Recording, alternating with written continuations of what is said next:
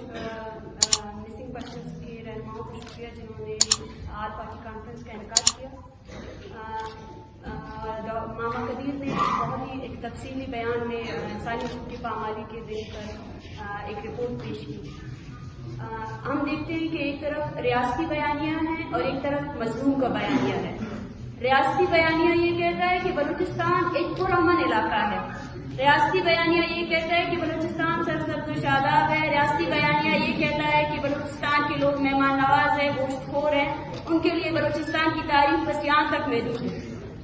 रियासती बयानिया ये कहता है कि पाकिस्तानी फौज और बलोच अवाम भाईचारा एक दूसरे के साथ शाना बशाना खड़े हैं। रियासती बयानिया ये कहता है कि पाकिस्तानी फौज ने बलूचिस्तान को तरक्की दी है। रियासती बयानिया ये कहता है कि पाकिस्तानी फौज की वजह से ही बलोच जो है जिंदा है और अभी तक इस रूए जमीन पर सांस ले रहे हैं। और एक तरफ मजलूम का बयानिया है, वो बयानिया है जिसे कोई जुटला नहीं सकता।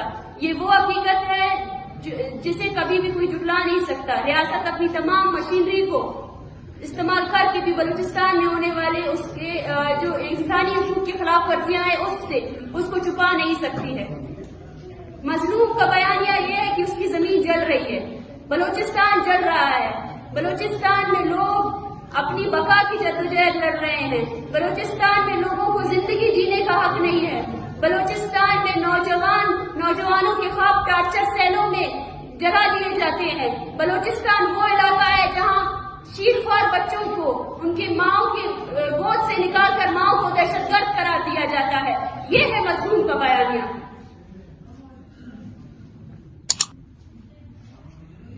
कहते हैं कि बलूचिस्तान एक जमहूरी रियासत है, लेकिन हम ये मानते हैं और यहाँ जो लोग यहाँ सांस ले रहे हैं जो मौजूद है उनको ये पता है कि बलूचिस्तान या पाकिस्तान एक जमहूरी रियासत नहीं बल्कि एक फौजी रियासत है। बलूचिस्तान को पाकिस्तान की फौज चला रही है। बलूचिस्तान के आला अदारे को पाकिस्तान की फौज चला रही है। बलूचिस्तान में तामीराती कामों से लेकर हुकूमत के बदलने की तक सब के सब काम पाकिस्तानी फौज कर रही है, वसाइल की लूटमार से लेकर। तो फिर इस पार्लियामेंट और इस अदलिया का किरदार कहाँ रहता है हमारे सामने? ये पार्लियामेंट जो कहती है कि मैं पाकिस्तान का दस्तूर साज मैं अदारा हूँ, तो आज तक वो अपने दस्तूर पर खुद कायम क्यों नहीं रह सका? आज तक लापता अफराद और लोगों की मारवाए अदालत कत्ल पर आज तक उसके दस्तूर में क्यों वो दस्तूर उसको अमल करवाने पे नाकाम रहा है? पाकिस्तान की अदलिया ये कहती है कि वो इंसाफ के उस पर बनी हुई है, तो पाकिस्तान की अदलिया में जितने लापता अफराद के केसेस दर्ज है उनकी लाशें फेंकी गई, क्यों उस अदलिया ने कोई एक्शन नहीं लिया?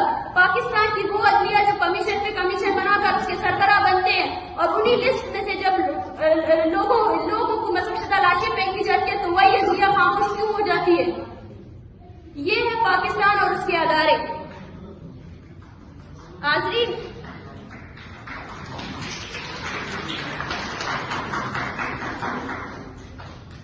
सियासत सियासी नजरिए की बुनियाद पर किया जाता है और सियासी नजरिया गौर व फिक्र के बाद ही बनता है। आज एक सियासी वर्कर होने की हैसियत से मैं कहती हूँ कि हमें अपने अंदर, क्योंकि एक आल पार्टी कॉन्फ्रेंस है, यहाँ बलूचिस्तान में सियासत करने वाली तमाम तंजीमें मौजूद है और मेरे सामने वो माएँ बैठी हैं, वो नौजवान औरतें बैठी हैं जो ना बेवा है ना वो शादीशुदा है। उनके सामने हमें एक सियासी जरूरत का मुजाहरा करना चाहिए। आज बलूचिस्तान में लापता अफराद का मसला एक सियासी एजेंडा बन चुका है। जैसे पंजाब में अगर किसी को इलेक्शन जीतना हो तो वो कश्मीर की आजादी का डिमांड करता है, उसी तरह आज बलूचिस्तान में लापता अफराद के मसले को सिर्फ और सिर्फ एक सियासी एजेंडे के तौर पर इस्तेमाल किया गया है। एक बेबसी सी है, एक घुटन सी है हमारे अंदर। देखें तो सही, हम जीना भूल चुके हैं। ये हमारे लिए एक मामूल बन चुका है। यहाँ लोगों का लापता होना हमारे इसे खत्म हो चुकी है। लोगों की लाशें देख कर हम बेइज्जत हो चुके हैं। हम ऐसे बन चुके हैं कि हम बस अपनी बारी का इंतजार कर रहे हैं और अब हमारे लिए ये अलमिया है कि हम अब ये सोचते हैं कि शायद मेरी मौत जो है ना आसान मौत हो जाए। अब बलूचिस्तान का हर नौजवान, उसकी औसत उम्र जो है ना एवरेज एज, अगर वो जिंदा रहेगा तो वो 20 साल, अगर वो 20 साल के बाद एक दिन की जिंदगी करेगा तो बलूचिस्तान में सबसे ज्यादा खुशनसीब बंदा वही होगा। आज हम इस बात के लिए हैरान होना है कि शायद मुझे ये पाकिस्तानी फौज आज मेरी जिंदगी का तायुन या हम सब की जिंदगी और मौत का तायुन वही कर रही है। और आज हम सब इस बात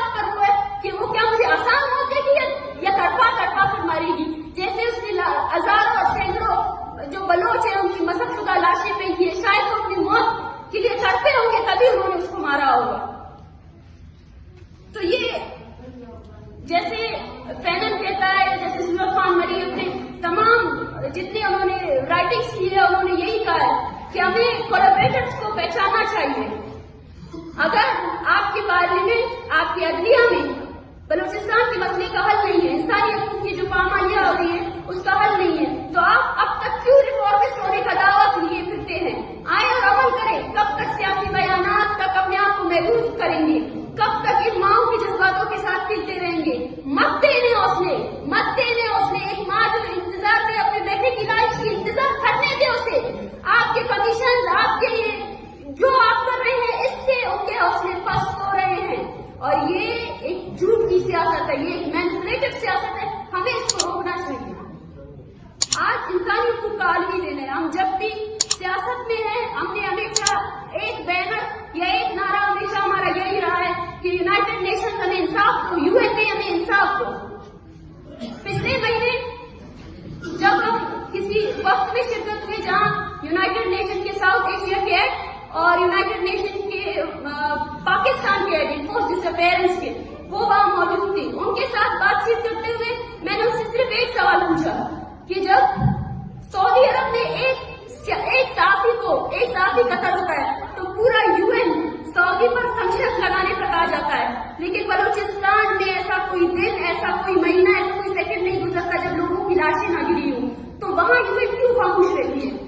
وہ جواب مجھے زندگی بھر یاد رہے گا جب اس کنوینئر نے کہا کہ یو این کوئی فوج نہیں ہے.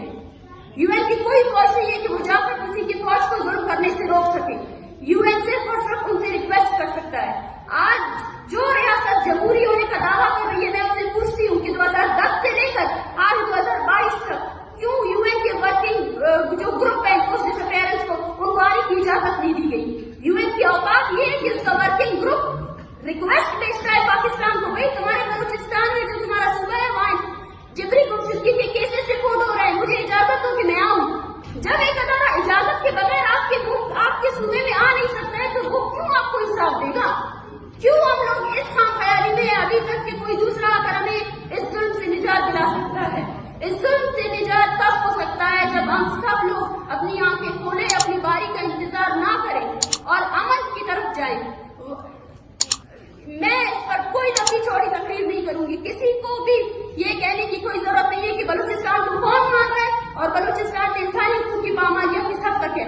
جس فرد نے بھی یہاں پہ اپنی آنکھیں کھولی ہے وہ خود گواہ ہے, وہ خود ثبوت ہے بلوچستان میں بلوچوں پر ہونے والی نسل کشی کا, اور ہم جانتے ہیں ہمارا قاتل کون ہے.